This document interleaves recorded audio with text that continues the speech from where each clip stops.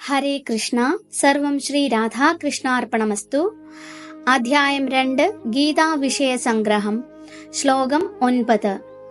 സഞ്ജയ ഉവാച ഏവമുക്ത്വാ ഹൃഷീകേശം ഗുഡാകേശ പരന്തപഃ ന യോത്സ്യ ഇതി ഗോവിന്ദ മുക്ത്വാ തുഷ്ണീം ബഭൂവഃ.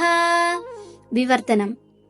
സഞ്ജയൻ പറഞ്ഞു, ഇത്രയും പറഞ്ഞിട്ട് ശത്രു സംഹാരിയായ അർജുനൻ വീണ്ടും ഗോവിന്ദ, ഞാൻ യുദ്ധം ചെയ്യുകയില്ല എന്ന് കൃഷ്ണനെ ഉണർത്തിച്ചുകൊണ്ട് മൗനം പൂണ്ടു. ഭാവാർത്ഥം: അർജുനൻ യുദ്ധം ചെയ്യാതെ പോർക്കളം വിട്ട് ഭിക്ഷാടനത്തിനായി പുറപ്പെടുന്നു എന്നറിയുമ്പോൾ ധൃതരാഷ്ട്രർക്ക് വലിയ സന്തോഷമായിരുന്നിരിക്കണം. എന്നാൽ സഞ്ജയൻ അദ്ദേഹത്തെ പരന്തപ, ശത്രുക്കളെ സംഹരിക്കാൻ കഴിവുള്ളവൻ എന്ന പദപ്രയോഗം കൊണ്ട് നിരാശപ്പെടുത്തി.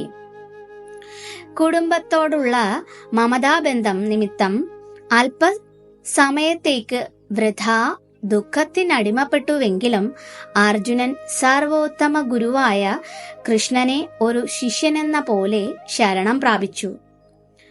കുടുംബസ്നേഹം മൂലമുളവായ മിഥ്യാവിലാപത്തിൽ നിന്ന് ക്ഷണേന വിമുക്തനായി ആത്മസാക്ഷാത്കാരത്താൽ അഥവാ കൃഷ്ണാവബോധത്താൽ പ്രകാശിതനായി. അർജുനൻ നിശ്ചയമായും യുദ്ധം ചെയ്യുമെന്ന് ഇത് സൂചിപ്പിക്കുന്നു.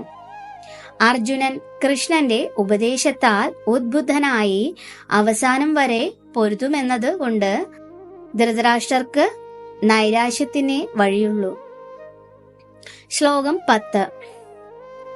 തമുവാച ഹൃഷീകേശ പ്രഹസന്നിവ ഭാരത സേനയോരുഭയോർമധ്യേ വിഷീദന്തമിദം വചഃ. വിവർത്തനം. അല്ലയോ ഭാരത, അപ്പോൾ ഇരു സൈന്യങ്ങളുടെയും നടുവിൽ വെച്ച് മന്ദഹാസത്തോടെ കൃഷ്ണൻ ദുഃഖിതനായ അർജുനനോട് പറഞ്ഞു. ഭാവാർത്ഥം: ഉറ്റമിത്രങ്ങളായ ഹൃഷീകേശനും ഗുഡാകേശനും തമ്മിലുള്ള സംഭാഷണം തുടരുകയാണ്. സുഹൃത്തുക്കളാകയാൽ ഇരുവരും ഒരേ നിലയിലുള്ളവരാണ്.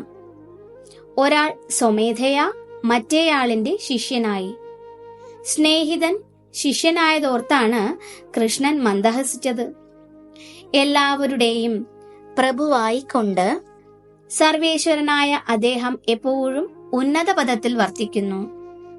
ഇങ്ങനെയാണെങ്കിലും ഭഗവാൻ ഭക്തന്മാരുടെ ഇഷ്ടാനുസരണം സുഹൃത്ത്, മകൻ, കാമുകൻ എന്നീ വേഷങ്ങൾ സ്വീകരിക്കാൻ സമ്മതിക്കുന്നു. ഗുരുവായി സ്വീകരിച്ചപ്പോൾ ഉടൻ തന്നെ അദ്ദേഹം ഗുരുസ്ഥാനം സ്വീകരിക്കുകയും ആചാര്യൻ ശിഷ്യനോടെന്ന പോലെ ഗാംഭീര്യത്തോടെ യഥാവിധി സംസാരിക്കുകയും ചെയ്യുന്നു. ഗുരു ശിഷ്യന്മാർ തമ്മിലുള്ള ഈ സംവാദം ഇരു സൈന്യങ്ങളുടെയും നടുവിൽ വെച്ചായിരുന്നതിനാൽ രണ്ടു കൂട്ടർക്കും ഗുണപ്രദമായെന്ന് വേണം കരുതാൻ. ഏതെങ്കിലും പ്രത്യേക വ്യക്തിക്കോ സമൂഹത്തിനോ വർഗത്തിനോ വേണ്ടിയുള്ളവയല്ല ഭഗവത്ഗീത വചനങ്ങൾ. ഏവർക്കും ഉൾക്കൊള്ളാൻ വേണ്ടിയുള്ളതാണ്. ശത്രുക്കൾക്കും മിത്രങ്ങൾക്കും അത് കേൾക്കാൻ ഒരേവിധം അർഹതയുണ്ട്. ഹരേ കൃഷ്ണ. സർവം ശ്രീ രാധാകൃഷ്ണാർപ്പണമസ്തു.